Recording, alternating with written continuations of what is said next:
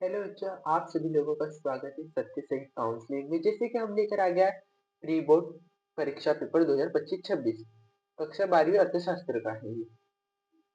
तो जैसे कि हम इसके क्वेश्चनों की तरफ ध्यान देते हैं। सबसे पहले क्वेश्चन कुल उपयोगिता में वह परिवर्तन जो एक वस्तु की एक अतिरिक्त इकाई के उपयोग से होता है वह कहलाता है सीमांत उपयोगिता। इसका पहला आंसर सही है। दूसरा, एक कारखाने में 5 मजदूर द्वारा कुल 100 इकाई वस्तु का उत्पादन किया जाता है। औसत उत्पादन क्या होगा? तो इसका 20 पहला होगा 20 इकाई। तीसरा क्वेश्चन, वस्तु का मूल्य निर्धारण किसके द्वारा होता है? मांग तथा पूर्ति दोनों के द्वारा। किसी देश में एक वर्ष में जीडीपी 80 करोड़ है या इस वर्ष के मूल्यह्रास 60,000 करोड़ है तो देश का एनडीपी क्या होगा? इसका होगा 74 करोड़। पांचवा, विनियोग गुण का मूल्य निम्नलिखित में से किस पर निर्भर करता है? सीमांत उपयोगिता प्रवर्तक।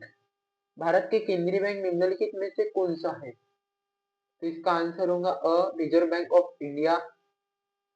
चलो हम लेके चलते रिक्त स्थान की पूर्ति की ओर।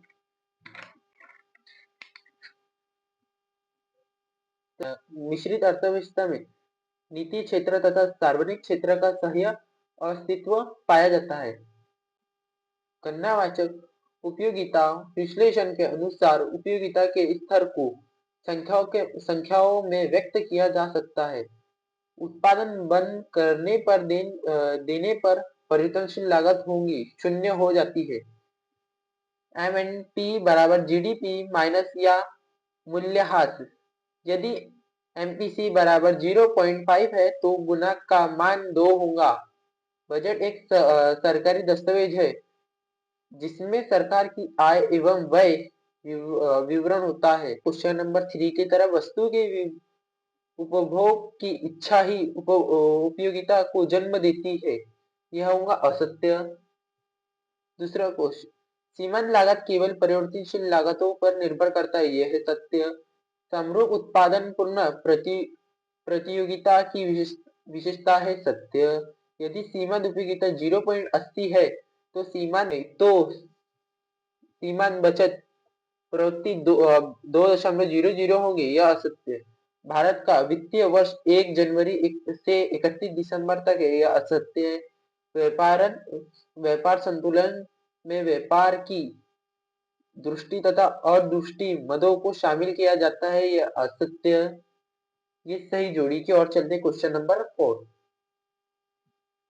पूरक वस्तु यह है कार तथा पेट्रोल।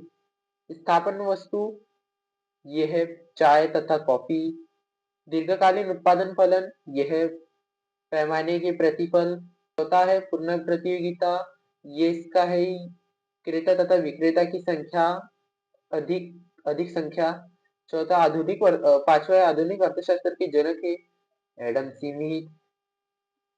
जॉन मियार्डर केन्स का जन्म वर्ष 1883 में हुआ था। केंद्रीय रिजर्व बैंक का स्थापना वर्ष 1935 में हुई थी। ये क्वेश्चन नंबर 5 है जिसका आंसर आप सभी लोगों को ढूंढ के लिखना है। आज के लिए इतना ही बच्चों। आप लोगों को वीडियो पसंद आया तो सब्सक्राइब करें, लाइक करें, शेयर करें। बोले धन्यवाद।